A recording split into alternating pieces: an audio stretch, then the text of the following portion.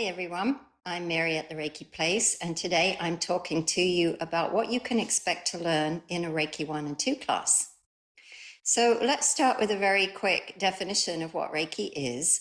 Reiki is a system of energy healing, and it works in your auric field or your biofield.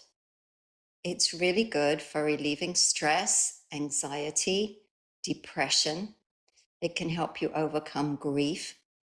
Reiki raises your immune system, so if you're dealing with a physical problem, it can help you overcome that too. It's very good for post-surgery or even pre-surgery, and it's often used in the oncology ward at hospitals because it helps to overcome the after effects of chemotherapy. It's also used post-operatively because it helps to promote healing after surgery. All of this is well researched and well documented. So Reiki classes, a beginner Reiki class, you usually start with a Reiki Level 1 class and then progress to Reiki Level 2 and Reiki Master. And if you wish to continue even further after that, as a Reiki Master, you can become a Karuna Reiki Master, which is a higher level of Reiki. I am a licensed teacher with the International Center for Reiki Training, and I usually teach Reiki Levels 1 and 2 together, although you can take them separately if you wish. I recommend taking them together, and I have another video on that, which I will link in the description below, and that video is published on Reiki.org, the official website of the International Center for Reiki Training. So today I want to talk to you about what you will learn if you take a Reiki class with me, what you will learn in a Reiki 1 and 2 class. So what I'm going to be talking about today is the traditional Usui Reiki with the extension of Holy Fire. And I might also make reference to some Divine Light teachings, which is another system of Reiki that I also teach. So in my 2-day Reiki class, Reiki Level 1 is all of day 1 from about 9:30 to about 5:30. The class times vary a little bit depending on how many students are in the class. You are going to learn what Reiki is, where it comes from, how you channel it, and what it can be used for. All of the hand positions for Reiki that are recommended, and then some other hand positions to consider outside of the recommended hand positions. In a Reiki Level 1 class, there are some very basic teachings from the founder of modern-day Reiki, Mikao Usui. Mikao Usui found his spontaneous gift of Reiki on Kurama-yama, on Mount Kurama in Japan, near Kyoto. And he had some very special thoughts about Reiki, which have been perpetuated throughout our Reiki teachings. Now, Mikao Usui received his gift of Reiki in 1922, so it's been a little over 100 years now that many in America have been learning and studying and teaching this style of Reiki. So on day 1, we'll be learning about some of Usui Sensei's special teachings about Reiki. And those include the Reiki ideals, the Gasho meditation. Gasho means hands to heart center. So you learn to do a Reiki meditation with focusing on your hands at heart center. And then the 3 pillars of Reiki, which is Usui Sensei's idea of the best way of practicing Reiki. And then we also take a look at some more modern teachings of Reiki around the Reiki ideals. So the Reiki ideals were written in Japanese and have been translated various different ways into English. Translating a foreign language always requires a certain amount of interpretation, so this is one interpretation. And then we also look at a more modern teaching of the Reiki ideals, where we just use more positive language and learn about the power of words and the power of our intention. We talk a lot about what you can use Reiki to heal and how you use Reiki to heal and what expectations should be around those healings. Obviously, if somebody has a deep chronic condition that they've been suffering from for several years, and then another person has a mild headache, results are going to be different. And so we talk about that. We talk about being an empath. Most people who are called to Reiki class are also very empathic, meaning that they can sense or feel or take on other people's illness or other people's depression or other people's feelings.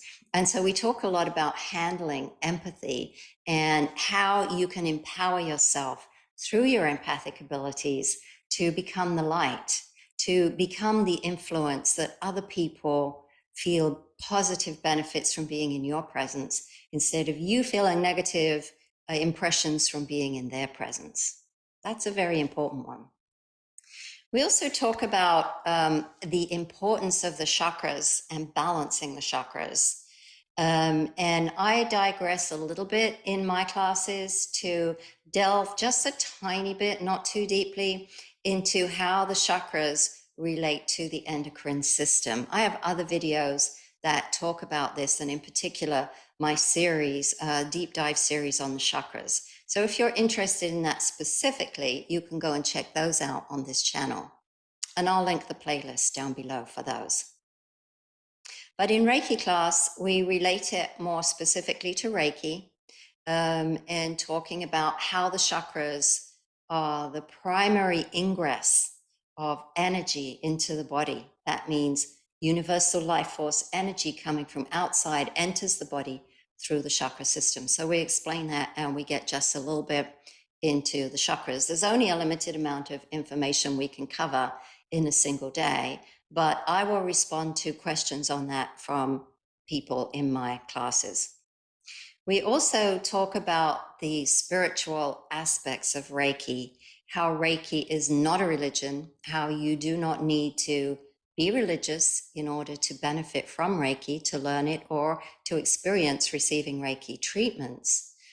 We also talk about the reverse, that you do not need to change any of your religious beliefs in order to benefit from receiving Reiki or giving Reiki. So Reiki is based on science, and there's many scientific studies. I'm not going to go into them here, but I do point you to some in the class. And sometimes I give a PowerPoint presentation, which is based on scientific references with links and books that you can go and study of other scientists who have studied the effects of Reiki and energy healing, and also the energy body, the aura. So there is a profound amount of literature supporting the evidence that Reiki is actually based on science.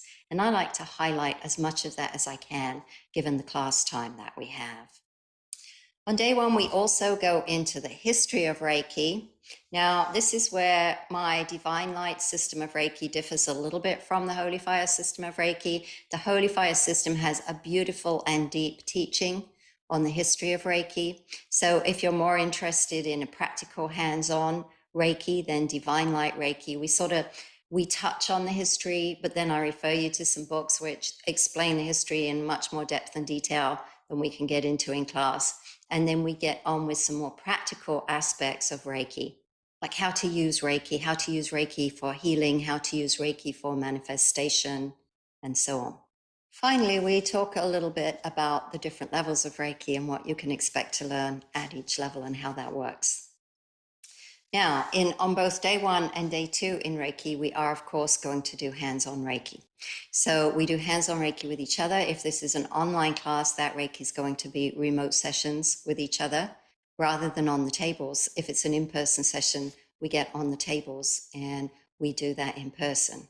It can be quite an amazing experience to receive Reiki online. A lot of people don't believe it, and then for some reason or another, they want to take an in-person class, but then events take a turn and they end up taking an online class. So some people are very open originally to online classes and sign up for the online class. But I think most people would agree who have taken an online class that Reiki, distant remote Reiki, is an amazing experience. And it's really an experience unto itself. Like it's really worth doing Reiki both in person and remotely, just so that you can get the both experiences. And as a licensed teacher, I do also talk to you a little bit about the International Center for Reiki Training and the levels of membership and the code of ethics and membership guidelines and so on and so forth. We also very briefly, there's not much time to do this in class, but we also very briefly touch on building a successful Reiki practice and some tips and tricks for doing that.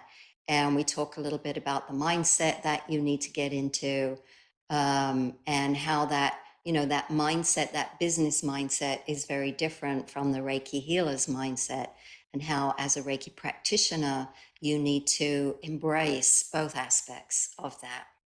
If you are interested in delving deeply into how to run a Reiki practice, I do recommend my Divine Light Reiki Master Program. Now, to qualify for the Divine Light Master Program, you need to be a Reiki 1 and 2 practitioner, but that can be from any school or lineage. So if you're already a Reiki 2 practitioner, you can take the Reiki Master Program right away in the Divine Light system. Okay, so that's pretty much what you learn in day 1. So let's get to day 2. Day 2, traditionally, in most Reiki lineages, is about learning the Reiki symbols. We talk about how to use the symbols, where they come from, what their meaning is, and how they are going to facilitate and empower your Reiki. So, for example, the mental emotional symbol you can use to heal bad habits or to release stress or trauma. And when you pair it with the distance symbol, you can use it to release trauma from the past.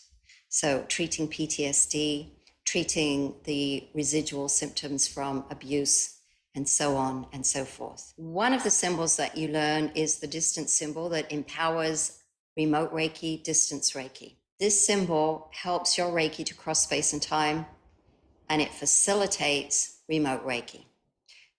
We also, in Reiki Level 2, we are going to cover all the aspects of giving a full Reiki treatment, whether in person or online, including just the basics, making the appointment, talking to the person when they arrive, getting them comfortable, explaining to them what Reiki is, giving a full treatment using your hand positions and your symbols, and then helping that person come out from your treatment, because they're often in perhaps a trance-like state or a deep relaxation state at the end of that session. So we're going to talk about how to help them come out, calmly and safely from that session, giving them some water and so on. And then talking to them about follow-on sessions. So not just the practicalities of actually giving Reiki, but also, a little bit of the marketing aspect. How do you get this person to be a repeat client? So we go into all of that. And then we talk about the forms that you need as well in your business. And now those do vary from state to state. So we're not going to get into an in-depth discussion, but we bring to your awareness the basic facts of what you need to know about that and how you can do more research on your own. In the Reiki Level 2 class, we also talk a little bit about some of the other Reiki techniques that are available in addition to giving Reiki through your hands. So you can give Reiki through your hands, you can also give Reiki through your eyes, and you can actually give Reiki through your feet, and you can give Reiki through your breath. And so we talk about some of those different ways of giving Reiki and how to empower your Reiki, how to maximize a Reiki session for your clients, whether it's a 5-minute session, whether it's a 1-hour session, some of the best things you can do to make that session really powerful for your clients. And then again, we're going to focus on distance Reiki, because in day 1, we focus on in-person Reiki, even though it might be an online class. We're talking about giving in-person sessions. And then in day 2, we're focusing quite a bit on distance Reiki, and we do distance Reiki in several ways.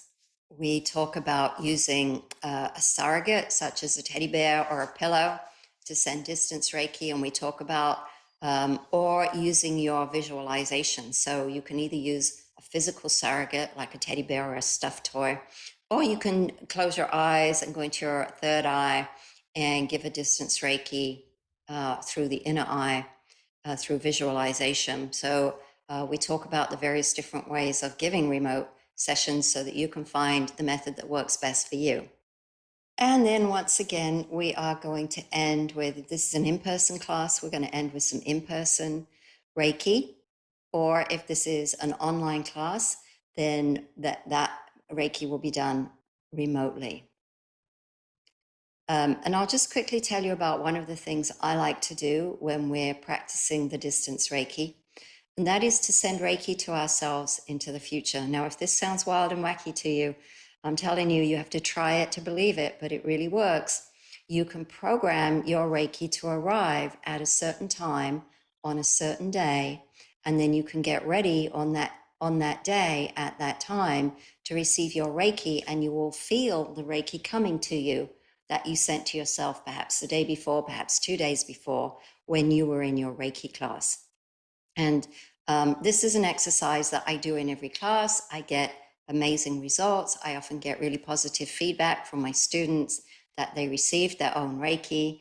And I got to tell you, it's just a wild sensation to feel the Reiki that you sent to yourself, that you actually programmed to arrive at a specific day and time, and it actually arrives. It is like one of the magical things in the universe that is very hard to explain scientifically, but seeing is believing, or feeling is believing. In this case, you have to experience it to believe it. But that's an aspect of my class that I always love to do, and I always love to get the feedback from my students on how that worked for them. So if any of this has been interesting to you, please do check out my Reiki class schedule, which is linked below. All of my classes can be taken in person in Chattanooga, Tennessee. It's actually Ottawa, which is just outside Chattanooga, where I live. All of my classes can be taken online, and most of my classes can be taken in person. The only ones I don't offer in person typically are animal classes, because I don't want a whole bunch of different animals in my Reiki classroom. Have you taken a Reiki class from a different system of Reiki? Leave me a comment. Let me know what you learned that I didn't mention here. If there's something else that you learned in your Reiki classes, I'm always interested in feedback to improve my own teachings. And if there was something that you didn't get in your class that you wished you'd got, let me know.